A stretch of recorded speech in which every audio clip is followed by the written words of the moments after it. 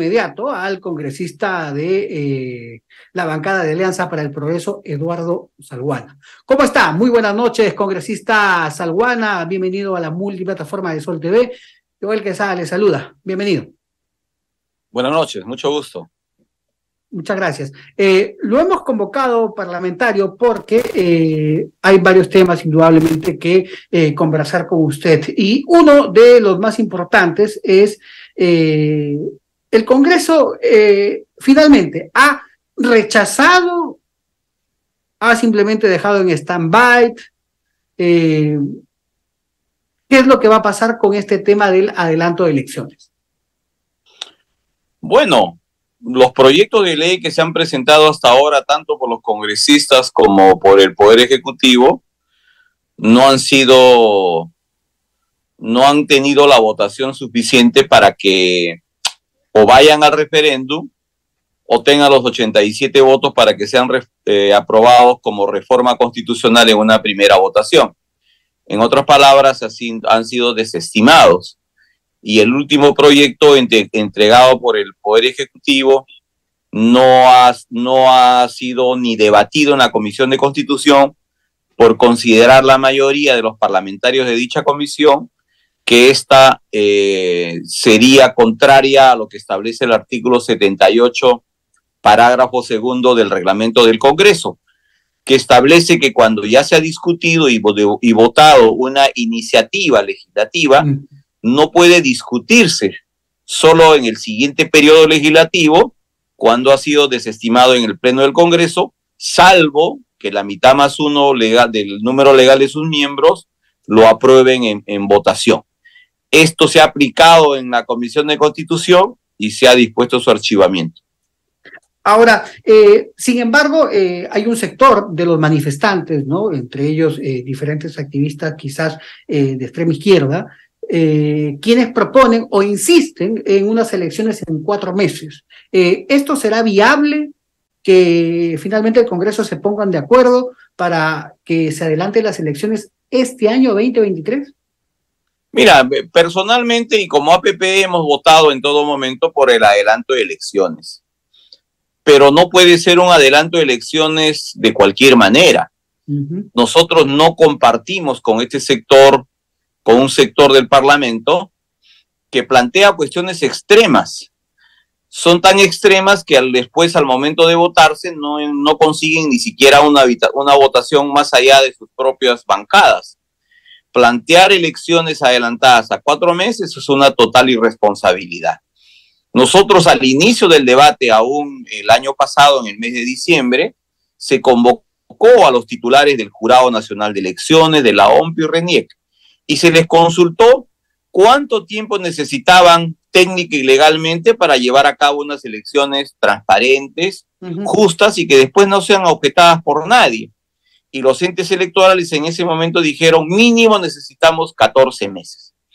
Luego ya, cuando surge la conflictividad social que todo el país conoce, ellos emitieron un documento donde dijeron que podría hacerse en menos meses, pero sacrificando algunos procesos y algunas etapas importantes para que unas elecciones tengan la calidad que se necesita, principalmente dejar de darse, por ejemplo, las llamadas elecciones internas en los partidos, ¿no?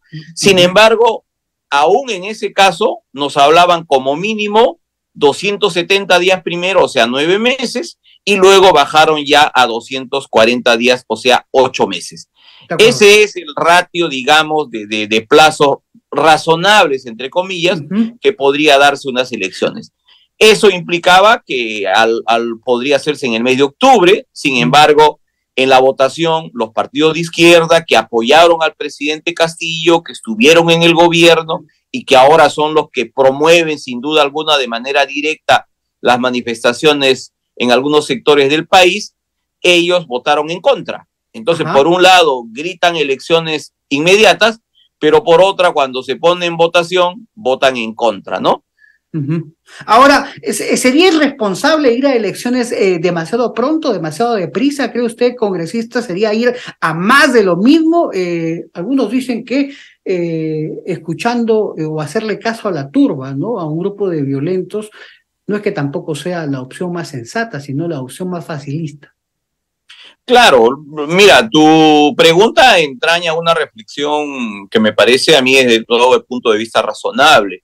Primero, que en 4 meses el jurado y el OMPE han dicho que no pueden organizar de ninguna manera elecciones en Ecuador. Eso es totalmente inviable. Segundo, que ir a elecciones en 6, 8, 9 meses implica, además, que tengamos que ir con los mismos actores, con los mismos partidos, los mismos políticos. O sea, si la ciudadanía en este momento está pidiendo que nos vayamos todos porque ya la ciudadanía que nos eligió ya nos piden que nos retiremos, lo que va a significar de acá 8, 9 meses, si no hacemos los cambios normativos, si no permitimos que nuevos grupos políticos se inscriban, va a ser nuevamente el todos se vayan, va a ser el todos regresan. Efectivamente. Y además de eso, no se puede llevar a cabo elecciones en una situación de convulsión social. O sea, unas elecciones tienen que estar exentos de cualquier tipo de presión, de cualquier tipo de situaciones que no permitan la decisión libérrima de la voluntad del ciudadano, ¿no? Y en estas condiciones actuales es imposible que eso se produzca. Le voy a sacar un segundo del tema del Congreso de la República porque a propósito de posiciones extremas y de líderes extremos, ¿no? Que han, a mi entender, y esta es una opinión personal, han generado un clima de odio, de violencia.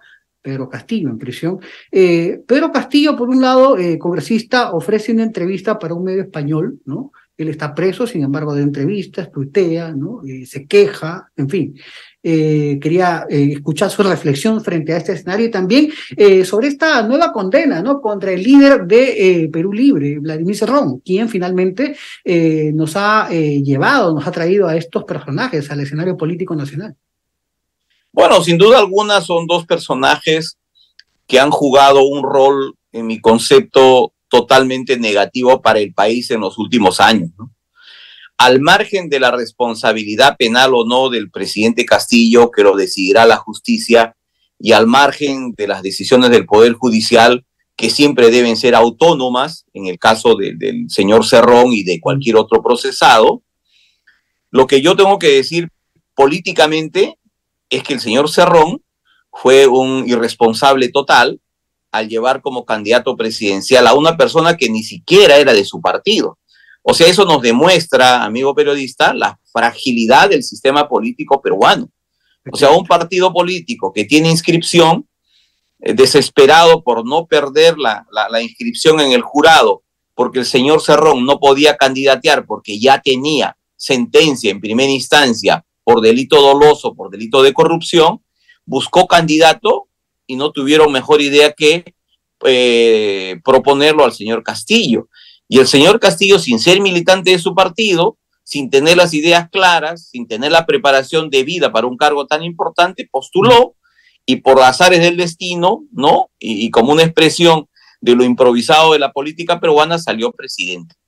Y ya uno pues esperaría de haber asumido el cargo y tener la voluntad popular, actuar pues con seriedad, con responsabilidad, ¿no? Demostrar que son un partido serio, coherente. Se dedicaron a repartirse el poder y se dedicaron a llenar los ministerios de militantes de su partido y a designar ministros totalmente incompetentes.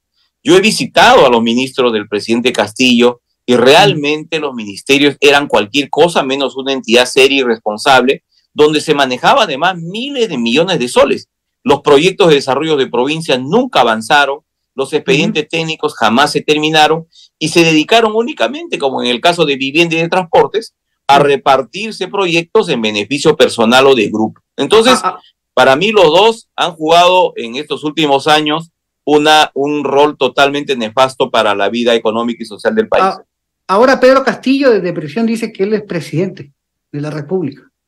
Bueno, eso pues es una frase que carece pues de todo sentido, ¿no? Y es simplemente para alimentar, ¿no? La argumentación con las cuales sostienen algunos sectores estas manifestaciones, ¿no? Porque hay que recordar... ¿Está bien preso Pedro Castillo?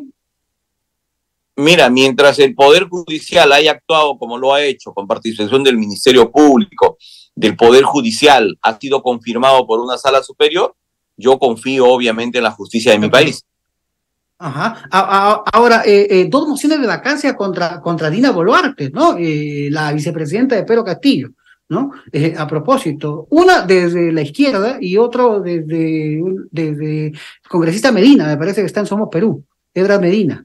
Bueno, ¿ustedes van a apoyar Alianza para el Progreso estas mociones de vacancia en contra de Dina Boluarte?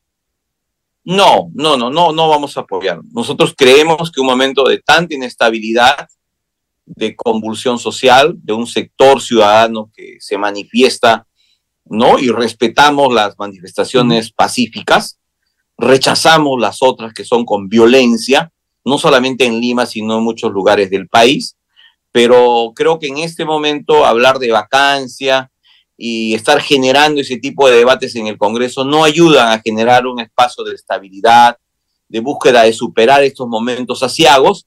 Al contrario, es echarle más leña al fuego, ¿no? Y lo contradictorio es que quienes proponen la vacancia por un lado, como usted bien señala, son los miembros de los partidos de izquierda que llevaron a la señora Boluarte a la vicepresidencia de la República. Son los que compartieron el poder con el señor Castillo durante 17 meses y nunca dijeron absolutamente nada. Estaban felices y contentos con sus ministerios. Sí, es algo que hasta ahora, por ejemplo, no logro comprender, ¿no? Cómo la izquierda se va contra la izquierda, hacen marchas de izquierda y atacan a una presidenta de izquierda, ¿no? Son cosas que quizás Guido Bellido mañana nos explique aquí en línea directa, ¿no? Cómo es que la izquierda insiste en hacer caer a su presidenta, que finalmente es de la parte de la fórmula presidencial de Perú Libre y es de izquierda, ¿no? Pero bueno, ahora, otra pregunta, estimado congresista Eduardo Salguana. ¿Por qué la izquierda insiste tanto en la Asamblea Constituyente? Y he visto algunas entrevistas, es más, se le ha consultado, le he preguntado a algunos congresistas de izquierda también por qué quieren cambiar la Constitución total, y algunos ni siquiera saben explicarme los artículos de la Constitución, ¿no? ¿Por qué cree usted que hay esta obsesión con la Asamblea Constituyente? Porque no tienen otra bandera que agitar. No tienen otro argumento más que mostrarle al país. Y que a falta de argumentos, a falta de ideas, a falta de propuesta de un modelo social, económico y político que ayude al país a salir adelante, porque todos sus paradigmas se han caído, todos sus modelos se han derruido, se han derrumbado.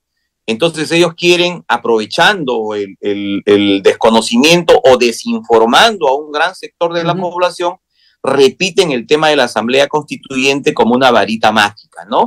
Y fíjate tú, en el debate que hubo sobre el adelanto de elecciones, nosotros obviamente argumentamos en contra y les pedimos en reiteradas ocasiones que nos digan cuál era el paradigma de país, cuál era el modelo económico, qué querían cambiar, qué artículo de la Constitución generaba tanto daño al país.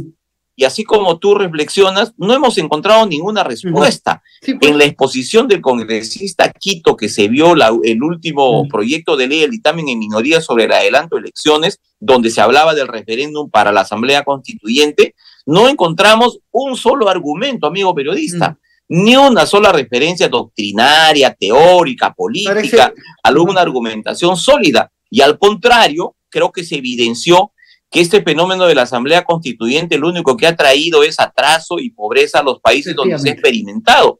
Y señalaban muchos de los colegas, entre ellos el que habla, el fenómeno de lo que ha pasado en la hermana República de Chile, donde en 4 años están con el tema de la Asamblea Constituyente, luego del estallido social en el 2019, y donde se ha rechazado su propuesta de constitución y ahora han reiniciado una nueva etapa. ¿Y cuál es la consecuencia? Que el año 2022 Chile es el país con el peor desempeño económico en América Latina, con la inflación más alta y con las peores perspectivas de inversión para el 2023, precisamente por la inestabilidad constitucional. Efectivamente. Congresista Salguana, para terminar, porque el tiempo no gana, última pregunta, soluciones en breve para la crisis y bueno, ¿no? ¿Qué hacer con su región, que continúa asediada? Bueno, yo lo que creo es que las fuerzas políticas, si queremos cualquier tipo de salida, necesitamos un nivel de consenso en alguna decisión que se tome. O sea, si en este momento, por ejemplo, hay sectores que están planteando que se reconsidere el tema del proyecto de ley del Ejecutivo y que se vuelva a discutir eso en el Pleno. Inclusive hay un proyecto de ley de Adriana Tudela y de Avanza País para que las elecciones se adelanten a abril del 2024, como fue lo que inicialmente se aprobó el 20 de diciembre del año pasado. Necesitamos antes ponernos de acuerdo, porque caso contrario no vamos a llegar, ninguna fuerza política tiene sola, ni con el pequeño grupo que lo acompaña, tiene la votación suficiente para llegar ni a los 66 para el referéndum, ni a los 87 para la reforma constitucional. Entonces, si las fuerzas políticas no nos ponemos de acuerdo, el escenario actual tal como está no va a cambiar. Entonces, eso puede generar mayor situación de reclamo social. Le agradezco, estimado congresista Eduardo Salbuana, por este contacto con Línea Directa y con la multiplataforma de su TV. Vamos a estar siempre convocándolo. Muchas gracias y muy buenas noches. No, encantado. Buenas noches.